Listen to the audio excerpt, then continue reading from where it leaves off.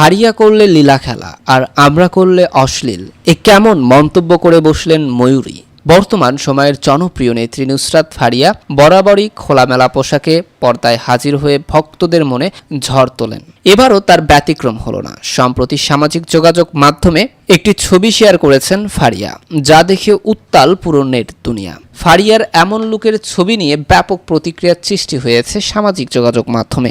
চিত্রনায়িকা পলি অভিনেত্রীর ছবি শেয়ার করে ফেসবুকে লিখেছেন, নুসরাত ফারিয়া তোমাকে সুপার লাগছে। পলির সেই মন্তব্য করতে দেখা গেছে চিত্রনায়িকা ময়ূরীকে। সেখানে ফারিয়ার এমন পোশাকের সমালোচনা করে তিনি বলেছেন, নুসরাত ফারিয়া করলে লীলা খেলা আর আমরা করলে অশ্লীল। ময়ূরীর এমন কমেন্টে চুপ থাকেননি পলিও। সেই মন্তব্যের জবাবে তিনি বলেছেন, এইবার বুঝলা দোস্ত কেন পোস্ট করলাম। ঢালিউডের অশ্লীল যুগের নায়িকা বলা হয় চিত্রনায়িকা ময়ূরী ও পলিকে। পর্দায় তাদের অভিনেত্রী বেশ কিছু সিনেমা নিয়ে ব্যাপক আপত্তি রয়েছে দর্শক মহলে।